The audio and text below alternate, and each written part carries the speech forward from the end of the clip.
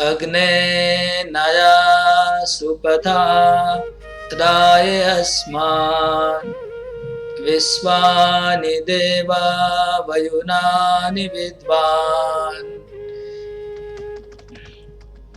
जुयोद्यस्मत् जुहुराणमेन भूयिष्ठां ते नमः उक्तिं विधेमा। बहुत सुंदर प्रार्थना है, अंतिम श्लोक है, अंतिम प्रार्थना है। ये प्रार्थना बहुत सुंदर आगे स्टेप बाय स्टेप बढ़ रही है। 15 नंबर श्लोक में भक्त ने प्रार्थना की थी कि हे भगवान, आपका मुखमंडल स्वर्ण ज्योति से ढका हुआ है। हिरण्मयन पात्रेण सत्यशापि मुखम तत्वं पुषन अपावरण सत्य धर्माय दृष्टये। हे भगवान, आपका मुखमंडल स्वर्ण ज्योति से ढका हुआ है, कृपा करके प्रकाश को दूर हटाइए ताकि हम आपका श्री मुखमंडल दर्शन कर सके। 16 नंबर श्लोक में कहा गया था कि हे भगवान, आपका शरीर तेजोमय शरीर है, वो हमारी आंखों को चकाचौंध करके अंधियारा है, हमारी आंखें अंधिया जा रही है। तो आप इस तेज को हटाइए ताकि आपका कल्याणतम रूप हम आपका दर्शन कर सके। और 17 नंबर श्लोक में भगवान का भक्त कहता है कि हे प्रभु, मैं अपना शरीर को भस्म के साथ, राख के साथ मिला रहा हूँ, मेरे प्राणवायु को प्राणवायु से मिला रहा हूँ। हे भगवान, मेरे जितने भी किए हुए कर्मों को, मेरे आपके लिए मैंने जितना त्याग किया उसको याद रखिएगा। इस तरह से प्रार्थना करें। अभी अंतिम प्रार्थना में भक्त प्रार्थना कर रहा है कि हे भगवान, मैं एक आध्यात्मिक मार्ग में पथ पे चल रहा हूँ, मैं आपके धाम की ओर आगे बढ़ रहा हूँ, मुझे रास्ता दिखाइए ताकि मैं आप तक पहुंच पाऊं। इस श्लोक का यही अर्थ है। हे भगवान, मैं आपको बारंबार हजारों बार नमस्कार कर रहा हूँ, आपके चरणों में मैं नमस्कार कर रहा हूँ। आप कृपा करके मेरा मार्गदर्शन कीजिए, मुझे इस तरह से भगवत धाम के रास्ते में ले जाइए गाइड करके, ताकि मैं आप तक पहुंच जाऊं। ये इस श्लोक का अर्थ है। मतलब ऐसा लग रहा है कि वो भक्त ने पिछले श्लोक में प्रार्थना किया था कि मैं आपका शरीर त्याग करके मैं शरीर त्याग कर रहा हूँ, प्राणवायु को प्राण मिला रहा हूँ और आप मुझे याद रखिए। अभी ऐसा लग रहा है इस श्लोक से क्योंकि आत्मा शरीर को छोड़ के अपना जर्नी, स्पिरिचुअल जर्नी शुरू कर दिया है और आत्मा भगवत धाम जा रहा है और वो अपना रास्ता दिखाने के लिए भगवान को प्रार्थना कर रहा है बार बार कि मुझे रास्ता दिखाए, मैं आप तक पहुंच जाऊं। इस तरह का फीलिंग इस श्लोक में आ रहा है। तो बहुत ही सीरियस मैटर है कि एक आत्मा जो शरीर छोड़ के भगवत धाम जा रहा है और रास्ते में भगवान को प्रार्थना कर रहा है ताकि वो भगवान के धाम ठीक से पहुंच जाए। तो देखिए कितनी सुंदर प्रार्थना है। इसमें जो सब शब्द यूज किए गए हैं, अग्ने नया सुपथा राय अस्मान विश्वानि देव वयुनानि विद्वान योधि अस्मत् जुहुराण मेनो भूयिष्ठां ते नमः उक्तिम विधेमा। श्लोक का अनुवाद इंग्लिश में पहले पढ़ लेते हैं। O my Lord, as powerful as fire, O omniscient one, now I offer O my Lord, as powerful as fire, O omniscient one, now I offer you all obeisances, falling on the ground at your feet. O my Lord, please lead me on the right path to reach you. And since you know all that I have done in the past, please free me from the reactions to my past sins, so that there will be no hindrance to my progress. कितनी sincere हृदय से प्रार्थना कर रहा है एक भक्त कि हे भगवान, अग्नि, भगवान को यहाँ पर अग्नि कहा गया है। अग्नि मतलब फायर, तो भगवान को अग्नि कहा गया है कि हे भगवान अग्नि। अग्नि क्यों कहा गया है? क्योंकि एज पावरफुल एज फायर, हे भगवान आप अग्नि जैसे शक्तिशाली हैं, अग्नि देवता जैसे शक्तिशाली है, आप भी अग्नि के जैसे शक्तिशाली है। तो अग्नि के नाम से भगवान को पुकारा जा रहा है। तो ये बात हमें एक समझने जैसी है कि शास्त्रों में, स्पेशली वैदिक मंत्रों में भगवान को इन सब नामों से उच्चारण किया जाता है। भगवान को अग्नि, इंद्र, वायु, इन सब नामों से भगवान को पुकारा जाता है। इसका मैंने ऑलरेडी पहले इस बात को मैंने व्याख्या किया था कि ये जो शब्द है, इसका जो एक्चुअल मीनिंग है वो भगवान के लिए ही प्रयुक्त होता है। वो शब्दों का जो एक्चुअल, जैसे सूर्य, सूर्य मतलब देवताओं का लक्ष्य, तो भगवान ही देवताओं के लक्ष्य, तो सूर्य शब्द वास्तव में भगवान को ही प्रयुक्त हो सकता है। लेकिन भगवान ने अगर किसी को शक्ति दी है तो वो भी सूर्य कहलाता है। इसी तरह अग्नि शब्द भगवान को ही प्रयुक्त होता है। अग्नि भगवान ही है, लेकिन भगवान ने जिनको एक देवता को शक्ति दी है वो भी अग्नि कहलाते हैं। तो अग्नि देवता का जो नाम है वो भगवान से ही वो नाम उन्होंने डिराइव किया है, उनको अब हम अग्नि बोल रहे हैं, लेकिन ओरिजिनल अग्नि जो है वो भगवान है। तो इस तरह से जब वैदिक मंत्रों का उच्चारण, जैसे सामवेद में बहुत सुंदर सुंदर मंत्र है, उनमें हमेशा देवताओं के नाम आते हैं, लेकिन भगवान के शुद्ध भक्त उन्हीं नामों का उच्चारण करके भगवान की आराधना करते हैं, क्योंकि उनको पता है कि ये जो शब्द है वो भगवान के लिए है, किन्हीं देवताओं के लिए नहीं है। तो इसलिए भगवान के शुद्ध भक्त लोग अगर वैदिक मंत्रों का उच्चारण भी करते हैं जिनमें देवताओं के नाम आते हैं, वास्तव में वो भगवान की ही प्रार्थना करते हैं। तो इस सब वैदिक मंत्र भगवान के लिए ही बना है, भगवान की प्रशंसा के लिए, भगवान की महिमा गाने के लिए सब वैदिक मंत्र बने। भले उसमें इंद्र का नाम आता हो, सूर्य का नाम आता हो, अग्नि का नाम आता हो, चंद्र का नाम आता हो, लेकिन वास्तव में सब मंत्र केवल भगवान के लिए है। ये समझना बहुत बहुत इंपॉर्टेंट है, बहुत जरूरी बात है, तो सब कंफ्यूजन दूर हो जाएगा। तो अग्ने नया सुपथाराय अस्मान, इसका अर्थ है अग्ने, हे भगवान आप अग्नि स्वरूप हैं। नया, नया मतलब लेके जाइए, नया मतलब ले जाना, लीड करना, नेता, नया से नेता शब्द है, नेता मतलब जो आगे ले जाता है, लीड करके ले जाता है।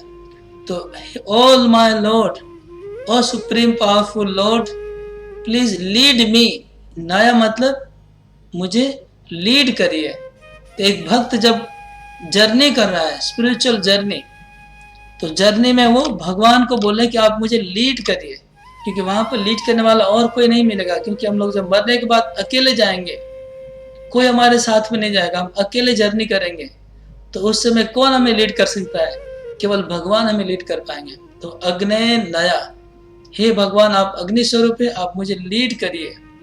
सुपथा, सुपथा मतलब सच्चे रास्ते पे, अच्छे रास्ते पे, पथ मतलब रास्ता, सु मतलब सुंदर, तो सच्चे रास्ते पे मुझे लीड करिए। अग्नेन सुपथा राय अस्मान विश्वानि देव वयुनानि विद्वान,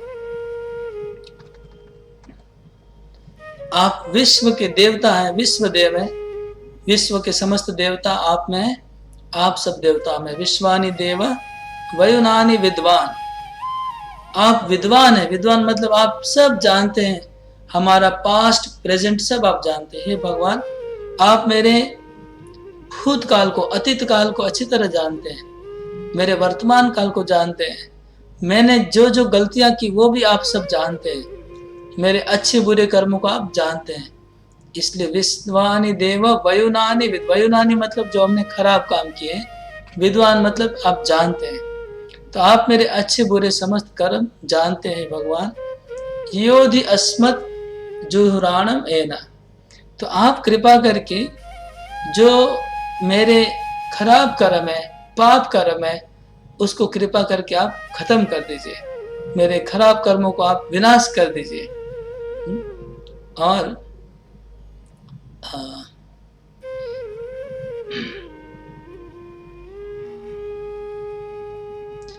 हाँ, please free me from the reactions from my past sins so that there will be no hindrance to my progress. तो भक्त बोलता है कि योधि अस्मत् जुहुराण में ना, हे भगवान मैंने जो पूर्व जन्मों में, इस जन्म में भी जितने भी खराब कर्म किए उन खराब कर्म के जो रिएक्शंस है, वो रिएक्शंस जो हमारे कर्म के फल है, जो कर्म के फल क्या होता है, हमारे जो पिछले जन्म के जो कर्म फल होते हैं वो इस जन्म में भक्ति करने में बाधा डालते हैं, हमें भक्ति ठीक से करने नहीं देते हमारे कर्म फल। तो भगवान को प्रार्थना करते हैं, भगवान आप मेरे कर्म फल को हटा दीजिए, ताकि ये जो भक्ति में हिंड्रेंस हो रहा है, बाधा आ रही है, वो बाधा हट जाएगी और मैं आपकी भक्ति ठीक से कर पाऊंगा। और भूयिष्ठांग ते नम उक्ति मध्य, भूयिष्ठांग, भू मतलब जमीन पे, भूमि पे, तो भूमि पे पतित होकर के पृथ्वी पे हम सर झुका के पूरा दंडवत करके हम आपको प्रणाम कर रहे हैं। नम उक्तिम, नम मतलब नमस्कार, उक्तिम मतलब उक्ति, तो नम उक्ति नमस्कार मैं कर रहा हूँ, विधेम मतलब हम कर रहे हैं, तो हे भगवान हम आपके चरणों में नमस्कार करें।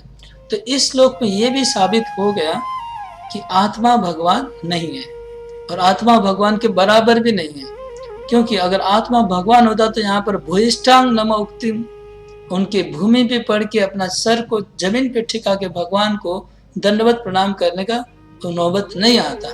अगर वो भगवान होता अथवा भगवान के बराबर होता तो भगवान को दंडवत नमस्कार कर रहा है भूमि में गिर के, इसका मतलब वो भगवान नहीं है और भगवान के बराबर नहीं है, भगवान से कृपा भिक्षा कर रहा है। तो भगवान अगर उनसे बड़े हैं तभी तो उनको कृपा भिक्षा करनी पड़ रही है भगवान से, इसमें आत्मा भगवान नहीं है। ये श्लोक में पूरा क्लियर होगा कि आत्मा और भगवान इक्वल नहीं है। तो इस तरह से भक्त प्रार्थना करना है, अग्ने नय सुपथाराय अस्मान विश्वानि देव वयुनानि विद्वान युयोधि अस्मत् जुहुराण मेनो भूयिष्ठांग तेन मुक्ति विधेम। ये Agni, O my lord as powerful as fire, मतलब अग्नि, नया नया मतलब काइंडली लीड अस, हमको लीड करिए, सुपथा मतलब राइट पथ पे लीड करिए, राय फॉर रीचिंग यू, राय मतलब ताकि हम आप तक पहुंच पाए, हमको लीड करिए ताकि हम आप तक पहुंच पाए, हमको आप तक ले जाइए। अशतो मा सद्गमया तमसो मा ज्योतिर्गमया। तो भगवान को भक्त प्रार्थना करे, भगवान मुझे आप तक लेके जाइए, लीड करके अपने तक ले जाइए। तो अग्ने नय सुपथा राय अस्मान, ये पहला लाइन का अर्थ हुआ, अस्मान मतलब अस हमें। फिर दूसरा विश्वानि देव, ओ माय लॉर्ड, विश्वानि देव मतलब ओ भगवान विश्व के देव, वयुनानि एक्शंस हमारे कर्म, पिछले जन्म के सब कर्म, विद्वान आप जानते हैं, यू आर नोअर, युयोधि काइंडली रिमूव, उसको हटाइए, युयोधि मतलब काइंडली रिमूव, हमारे पिछले जन्म के कर्म फल को कृपया हटा दीजिए। अस्मात् फ्रॉम अस, हमारे अंदर से, जुहुराणम all hindrances on the path, जुहुराणम मतलब हमारे रास्ते में बहुत बाधाएं आ रही है, वो बाधा हट जाएगी अगर आप ये कर्म को हटाएंगे तो। एना ऑल वाइसेस, जो जितने भी पाप कर्म है, खराब कर्म है, वो हट जाएंगे, बाधा डाल रही है। भूयिष्ठांग मोस्ट न्यूमरस, बहुत बहुत संख्या में हम आपको प्रणाम करते, ते अनटू यू नम उक्तिम वर्ड ऑफ ओबेसिस विधेम आई डू, तो हम आपको नमस्कार करें, बहुत बार नमस्कार कर रहे हैं, हजारों बार आपको हम नमस्कार कर रहे हैं। ये श्लोक का अर्थ है। प्रभुपाद जी का तात्पर्य थोड़ा देख लेते हैं। By surrendering to the Lord and praying for His causeless mercy, the devotee can progress on the path of complete self-realization.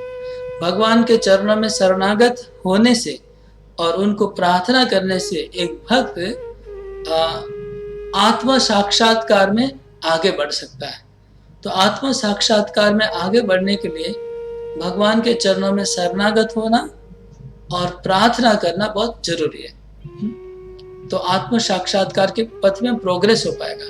हम लोग अभी देहात्म बुद्धि में है, जैसे हमने कल भी बता रहे थे, शरीर को ही हम सब कुछ मानते हैं। अगर हमें आत्मा उपलब्धि करनी है, आत्म साक्षात्कार करना है, तो भगवान के चरणों में शरणागत होना पड़ेगा और प्रार्थनाएं करनी पड़ेगी। तो भक्तरों ठाकुर ने बहुत सुंदर शरणागति के सॉन्ग लिखे, 35 सॉन्ग्स हैं जो शरणागति के सॉन्ग है। और नरोत्तम दास ठाकुर ने बहुत सारी प्रार्थनाएं लिखी है। तो इन प्रार्थनाओं को भगवान की कृपा मांगने के लिए करते रहेंगे और शरणागति के गीत भी हम करते रहेंगे, तो आत्म साक्षात्कार में हम आगे बढ़ पाएंगे। As Lord is addressed his fire because he can burn anything into ashes, including the sins of the surrendered soul. भगवान को यहाँ अग्नि क्यों कहा गया है? क्योंकि अग्नि कोई भी चीज को जला के भस्म कर सकता है। तो भगवान को अग्नि कहा गया कि हे भगवान, आप अग्नि स्वरूप हैं, हमारे हृदय में जितने पाप हैं पापों को भस्म कर दीजिए ताकि हम आपके तरफ आगे बढ़ पाए, आपके पास पहुंच पाए। As described in previous mantras, the real or ultimate aspect of absolute truth is feature of as the person of the Godhead, and his impersonal Brahma Jyoti feature is a dazzling covering over his face. इससे पहले कहा गया कि भगवान स्वयं पुरुष है, परमेश्वर भगवान एक पुरुष व्यक्ति है और ब्रह्म ज्योति उनके शरीर से निकलने वाला प्रकाश है। Fruitive activities or the karma kanda path of self realization is the lowest stage in this endeavor. तो कर्म कांड का जो मार्ग है, मतलब कर्म कांड मतलब फ्रूटिव एक्टिविटीज, कि हम कुछ काम करते हैं उसके बदले हमको कुछ रिजल्ट मिलना है, ऐसा जो कर्म है जिसमें रिजल्ट मिलता है, ये जो कर्म है इसको कर्म कांड कहते हैं, फ्रूटिव एक्टिविटी कहते हैं। ये सबसे लोएस्ट फॉर्म है रियलाइजेशन का, आत्म साक्षात्कार का सबसे नीचा स्तर है, जिसमें कुछ करते हैं हम लोग, उसके बदले में कुछ मिलता है, हमको मांगते हैं। As soon as such activities even slightly deviate from the regulative principles of the Vedas, they are transported into vikarma or act against the interest of the actor. तो जो कर्म कांड की जो भी कर्म होते हैं उससे थोड़ी सी मिस्टेक हो जाने से वो विकर्म में बदल जाते हैं, मतलब जो कर्ता होता है उसके विरोधी फल आ जाता है, कर्ता के इंटरेस्ट के अगेंस्ट में फल आता है। जैसे इंद्र के यज्ञ हो रहा था, देवताओं यज्ञ कर रहे थे, जिसमें उन्होंने उच्चारण किया था कि ऐसा एक व्यक्ति का जन्म हो जो इंद्र को मारे, लेकिन उच्चारण में थोड़ा सा मिस्टेक हो गया तो तुरंत उसका रिएक्शन उल्टा आ गया और ऐसा व्यक्ति जन्म लिया जो इंद्र से द्वारा मर जाएगा। तो ये है कर्म कांड का प्रॉब्लम, थोड़ा मिस्टेक होने से ऑपोजिट रिएक्शन आता है। Such vikarma is enacted by the illusion living entity simply for the sense gratification, and thus such activities become hindrances on the path of self realization. तो ऐसे कर्म जो माया से बद्ध जीवात्मा होते हैं, जो इंद्र तृप्ति के लोभ में कर्म कांड करते रहते हैं, और ये कर्म कांड की जो एक्टिविटी होती है आत्म साक्षात्कार में बड़ी बाधा बनती है। तो कर्म कांड की मतलब भौतिक इच्छा करके कुछ फल प्राप्ति की इच्छा से अगर हम कम कर्म करेंगे तो वो कर्म हमारे आत्म साक्षात्कार में बड़ी बाधा बनेगी। इसलिए भक्त सबसे पहले सकाम कर्म को करना बंद कर देता है, ऐसा कोई कर्म नहीं करेगा कि जिससे हमको रिजल्ट की आशा करनी पड़े। इसलिए अन्याभिलाषिता शून्यम ज्ञान कर्मादि अनावृतम अनुकूल्येन कृष्णानुशीलनम भक्तिरुत्तमा। भक्ति की जो डेफिनेशन है, अन्य अभिलाष छोड़ के, ज्ञान और कर्म की वासना को छोड़ के जो करते हैं वो भक्ति कहलाती है। Self realization possible in the human form of life but not in other forms. आत्म साक्षात्कार केवल मानव शरीर में ही संभव है। उसमें 84 लाख योनियों में मानव शरीर सबसे श्रेष्ठ है, और मानव शरीर में ब्राह्मणिकल कल्चर और भी श्रेष्ठ है, क्योंकि ब्राह्मणिकल कल्चर मतलब ब्राह्मण संस्कृति और भी अच्छा होती है, जो भक्ति करने के लिए बहुत फेवरेबल है। ब्राह्मण संस्कृति क्या है? जिसमें सत्यवादिता, इंद्रिय निग्रह, क्षमा, सरलता, ज्ञान और आस्तिक, जो 9 गुण है ब्राह्मण के, जो भगवत गीता में दिए गए हैं। ये गुण जो होते हैं वैसे कल्चर में भक्ति करना बहुत फेवरेबल होता है, बहुत इजी होता है। तो खाली ब्राह्मण कुल में जन्म होने से कोई ब्राह्मण नहीं होता है, इसको बोलने का कोई और अवकाश नहीं रह गया। कई बार बोल चुके हैं कि जज के घर में जन्म लेने वाला लड़का जज नहीं होता है, डॉक्टर घर में जन्म लेने वाला लड़का डॉक्टर नहीं होता है, उनको क्वालिफिकेशन लाभ करना। इसी तरह ब्राह्मण कुल में जन्म है ना, एक बहुत अच्छा मौका है ब्राह्मण बनने का, लेकिन उनको ब्राह्मण की क्वालिटी अर्जन करनी होगी, तभी वो ब्राह्मण कहलाएंगे। ये बात प्रभुपाद मतलब प्रसंग क्रम में बोल दे रहे हैं इधर।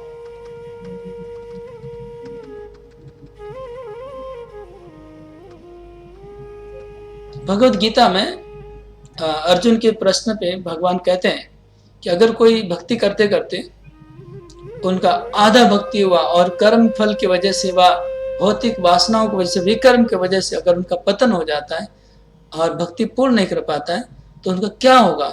तो भगवान कहते हैं कि ऐसे भक्त लोग दोबारा उनको मानव शरीर में ही जन्म मिलेगा और कोई ब्राह्मण कुल में उनका अथवा कोई ऊंचे धनी वैश्य परिवार में उनका जन्म होगा, ताकि जन्म के साथ साथ ही वो भक्ति का मार्ग अवलंबन कर सके।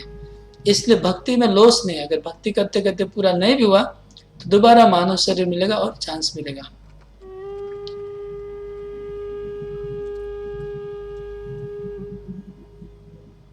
अगर कोई रेगुलेटरी प्रिंसिपल को ठीक से फॉलो करेगा तो दिव्य ज्ञान के स्तर पे आ जाएगा। और दिव्य ज्ञान के स्तर पे कोई आने वाला व्यक्ति बहुत जन्मों के बाद भगवान कृष्ण के चरणों में शरणागत हो जाता है। बहुनाम जन्मनाम अंते ज्ञानवान माम प्रपद्यते वासुदेव सर्वमिति स महात्मा सुदुर्लभा। बहुत जन्मों के बाद ज्ञानी व्यक्ति कृष्ण कहते कि मेरे चरण में शरणागत हो जाता है।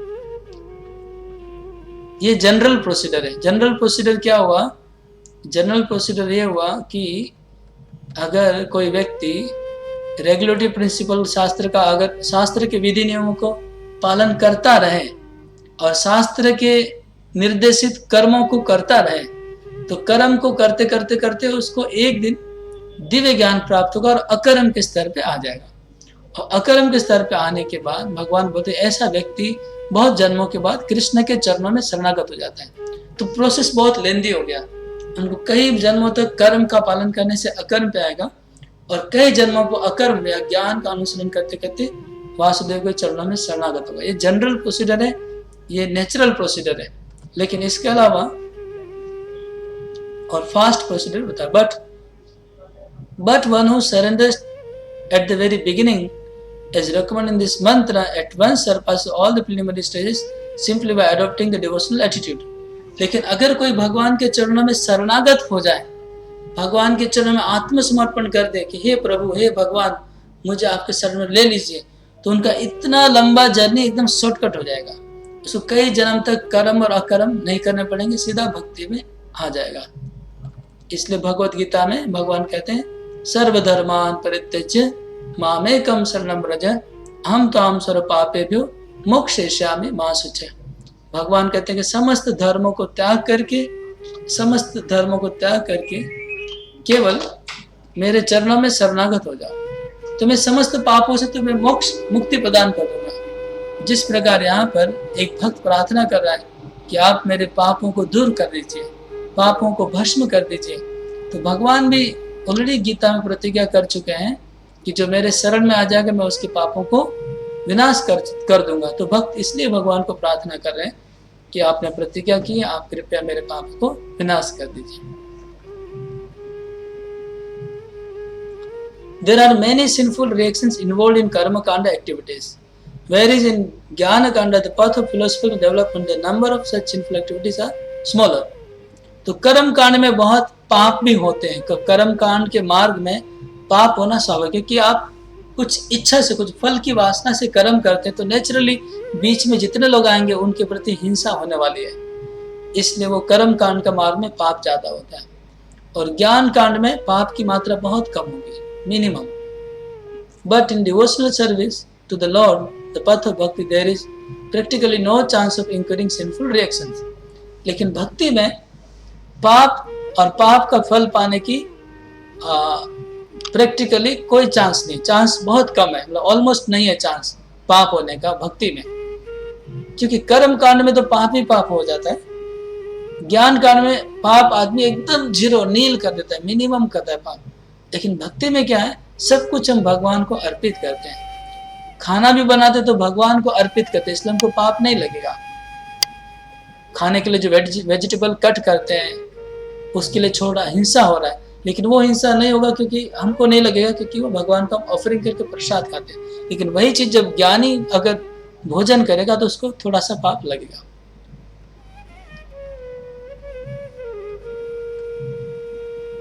और जो भगवान का भक्त होता है उसमें सारे सद्गुण प्रकट हो जाते हैं, भगवान के जैसे दिव्य गुण उसके अंदर आ जाते हैं। यस्यास्ति भक्तिर्भगवत्य किंचना सर्वे गुणैस्तत्र समासते शुरा। राव भक्तस्य कुतो महद्गुणा मनोरथे दासति धावतो वही। तो जो भगवान का भक्त होता है उनमें सारे सद्गुण प्रकट हो जाते हैं। और जो भगवान के भक्त नहीं होते, चाहे कितने भी अच्छे भद्र और जेंटलमैन दिखते हो, लेकिन उनमें अच्छे गुण होने की संभावना नहीं है। इसलिए भगवान के भक्त में भगवान के गुण आ जाते हैं। तो ब्राह्मणों के गुण तो जरूर आ जाते हैं, इसलिए भक्त ऑटोमेटिक ब्राह्मण है। भले वो ब्राह्मण परिवार में जन्म न लिया हो, लेकिन भक्त ब्राह्मण से श्रेष्ठ है। अगर कोई ब्राह्मण परिवार में जन्म लिया भी हो, लेकिन अगर भक्त नहीं है, तो वो ब्राह्मण कैटेगरी से नीचे गिर जाएगा।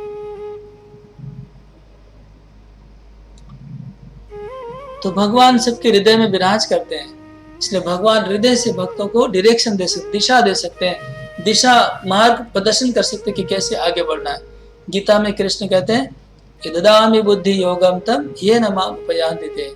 मैं सभी भक्तों के हृदय में निवास करता हूँ और उनको हृदय से बुद्धि योग प्रदान करता हूँ, और मेरे धाम आने का रास्ता मैं उनको दिखाता हूँ।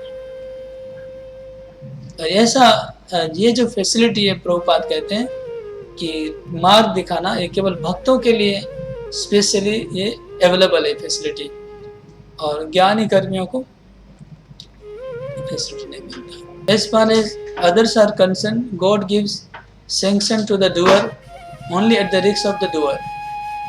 But in the case of a devotee, the Lord directs himself in such a way that he never acts wrongly. भक्तों के मामले में भगवान हृदय से उनको ऐसा ज्ञान देते हैं कि वो गलत कार्य नहीं करें, और अभक्तों को भगवान गलत कार्य करने का अगर कभी सैंक्शन देते हैं, तो सैंक्शन देते हैं लेकिन रिस्क करने वाले करेगा, कर्ता का। तुम अपने रिस्क पे तुम कुछ भी करना है तो करो। भक्तों के केस में भगवान उनको गलत कार्य में लगने नहीं देते हैं, उनको रोकते हैं। ये भगवान भक्तों के प्रति उनका एक स्पेशल, उनका एक भक्तों का फेवर है भगवान का भक्तों के प्रति। ये श्लोक में आता है, स्वपाद मूलम भजद प्रियस्य त्यक्त्वान्य भावस्य हरि परेश विकर्म यच्चोत्पतितम कथमचित धुनोति सर्वम हृदय सन्निविष्टो। कोई अगर भक्त भगवान के चरणों में स्वपाद मूलम भजत प्रियश, भगवान के चरणों में गिर जाता है और त्यक्त्वा अन्य भाव, सब कुछ छोड़ के भगवान के चरणों में शरणागत हो जाता है, और अगर ऐसा भक्त कभी कभी विकर्म मतलब दुष्कर्म में, पाप आचरण में अगर पतित हो जाता है, गिर भी जाता है, तो भी भगवान हृदय में रहते हुए उनके हृदय को धोते हैं, उनको सफाई करते हैं और उनको अपने मार्ग में फिर से लेके आ जाते। जैसे एक माँ अपने बच्चे का मल मूत्र को साफ कर देती है, बच्चा जब गंदा कर देता है कपड़ा व अपना शरीर, फिर भी माँ अपराध नहीं लेती है बच्चे के प्रति, उसको सफाई कर देती है। इसी प्रकार भगवान के भक्त जब कुछ खराब काम में लिप्त हो जाते हैं, तो भगवान अपराध नहीं लेते, अपने भक्तों को वो सफाई करते हैं, उनको शुद्ध बना देते हैं, वापस भक्ति के मार्ग में लेके आते हैं। ये भगवान के भक्तों के प्रति विशेष कृपा है।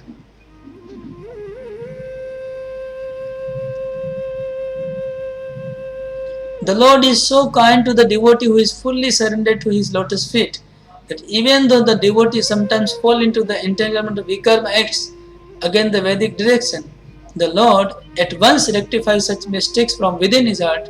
This is because the devotee are very dear to the Lord. भगवान इस तरह से, बट क्या कंडीशन है? फुल्ली सरेंडर्ड, भगवान के चरणों में पूर्ण शरणागत होना चाहिए, उनके ऊपर अपना जीवन निर्भर होना चाहिए। तो ऐसे भगवान के भक्तों के जीवन में अगर कभी उत्थान पतन आता भी है, तो भगवान उनकी रक्षा करते हैं। भगवान भक्तों को स्पेशल फेवर मिला हुआ है। Vedic knowledge is transcendental and cannot be understood by mundane educational procedures. One can understand the Vedic mantras only by the grace of the Lord and the spiritual master. यस्य देवे परा भक्ति यथा देवे तथा गुरु। वैदिक मंत्रों का जो तात्पर्य है वो अपने तथाकथित डिग्रियों से और एकेडमिक नॉलेज से कभी नहीं समझा जाएगा। ये गुरु परंपरा की कृपा से मंत्र का अर्थ समझ में आता है। तो हम लोग जैसे इस मंत्र का अर्थ कितना सुंदर निकला, ये अर्थ प्रभुपाद की कृपा से हम लोग समझ पा रहे हैं। यही मंत्रों को जब निरीश्वर स्वादी पढ़ते तो उनको भगवान दिखते ही नहीं है पूरी बुक में, उनको लगता है कि निराकार ब्रह्म में हमको विलीन होना है। तो ये भगवान के भक्तों की कृपा और गुरु की कृपा से इन मंत्रों का तात्पर्य हम समझ पाएंगे. If one takes shelter of a bona fide spiritual master, it is to be understood that he has obtained the grace of the Lord. The Lord appears as the spiritual master for the devotee. Thus, the spiritual master, the Vedic injunction, and the Lord himself from within all guide the devotee in full strength. भगवान ही भक्तों के लिए गुरु बन के प्रकाशित होते हैं. तो भगवान गुरु बन के भक्तों को बाहर से गाइड करते हैं और शास्त्रीय रूप में अवतार लेते हैं और शास्त्रीय रूप में भी भक्तों को गाइड करते हैं और फिर भगवान से परमात्मा रूप में अंदर से भी गाइड करते हैं. इस तरह से भगवान सब तरह से भक्तों को गाइड करके अपने धाम ले जाने का प्रयास करते हैं. बाहर में गुरु रूप में, गुरु भी क्या है, शिक्षा गुरु और दीक्षा गुरु, दो रूप में भगवान खींचते हैं और वैदिक शास्त्र और चौथा भगवान हृदय से परमात्मा रूप में खींचते हैं.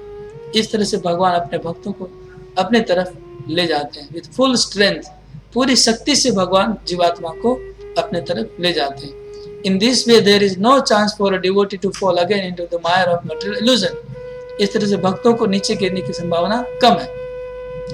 The devotee, thus protected all around, is sure to reach the ultimate destination of perfection. क्योंकि भक्त चारों ओर से पूर्ण रूप से सुरक्षित हो गए हैं, इसलिए वो अपने परम धाम गंतव्य को पहुंच जाएंगे. The entire process is hinted in this mantra and Srimad Bhagavatam explains it further. तो पूरी पद्धति इस मंत्र में इंगित की गई कि क्या करना है और भागवतम में भी इसका वर्णन है. Hearing and chanting the glories of the Lord is itself an act of piety. Bhagavatam में कहा गया कि श्रवण कीर्तन एक पुण्य कर्म है. The Lord wants everyone to hear and chant His glories because He is the well-wisher of all living entities. तो भगवान सब जीवों के सुहृद हैं, हिताकांक्षी है. वो चाहते कि सब लोग उनके गुण कीर्तन करें. उनका गुण कीर्तन करने से आत्मा का बहुत फायदा होगा, बेनिफिट होगा. इसलिए वो चाहते कि हम लोग उनकी बातें श्रवण करें और कीर्तन करें. By hearing and chanting the glories of the Lord, one becomes cleansed of all undesirable things. भगवान के नाम का गुण कीर्तन करने से समस्त भौतिक वासनाओं से धीरे धीरे हम मुक्त होंगे, बच जाएंगे. And then one's devotion becomes fixed upon the Lord. और हमारा जब हृदय शुद्ध होगा तो हमारी भक्ति निष्ठा भक्ति प्राप्त होगी. निष्ठा के साथ हम भक्ति करेंगे. At this stage the devotee acquires the Brahmanical qualification and the effects of the lower modes of nature, passion and ignorance completely vanish. जब हम निष्ठा भक्ति में आ जाएगी और कंटिन्यूस अच्छे से भक्ति करते रहेंगे तो रजोगुण और तमोगुण धीरे धीरे निकल जाएंगे और सत्व गुण प्राप्त होगा. The devotee becomes fully enlightened by the virtue of the devotional service and thus he comes to know the path of the Lord and the way to attain Him. भगवान का भक्त को दिव्य ज्ञान हृदय में प्रकाश होगा और भगवान को वो जान पाएगा और भगवान को प्राप्त करने का मार्ग भी उसको पता चल जाएगा. As all doubts diminish, he becomes a pure devotee. उनके सारे संशय विनष्ट हो जाएंगे और भगवान का शुद्ध भक्त बन जाएगा. Thus the end of Bhaktivedanta purport to Sri Upanishad, the knowledge that brings one nearer to the supreme person of Godhead Krishna. यहाँ पर इस उपनिषद के भक्ति वेदांत तात्पर्य समाप्त हो रहा है. The end of भक्ति वेदांत तात्पर्य. और वो ईशोपनिषद का अर्थ क्या बताएं Prabhupada? The knowledge that brings one nearer to the supreme. ईश मतलब ईश्वर, उपनिषद उप मतलब नियर नजीक में, निषद मतलब लेके आना. तो जो ज्ञान भक्त को भगवान के पास में लेके आता है उस ज्ञान का नाम है ईशोपनिषद. ईश मतलब ईश्वर, उप मतलब निकट, निषद मतलब लेके आना. तो वो ज्ञान जो भगवान के निकट आत्मा को लेके आता है वो ईशोपनिषद है. उस ग्रंथ का तात्पर्य भक्तिवेदांत तात्पर्य समाप्त हुआ और इसका मतलब ईशोपनिषद आत्मा को भगवान के करीब लेके आता है. ओम पूर्णमद पूर्णमिदं से शुरू होता है और अंतिम श्लोकों में एकदम भगवान से क्लोज भक्त का प्रार्थना शुरू हो गया, इसलिए भगवान के नजीक लेके आता है. तो ये श्लोक का तात्पर्य यहाँ समाप्त हुआ.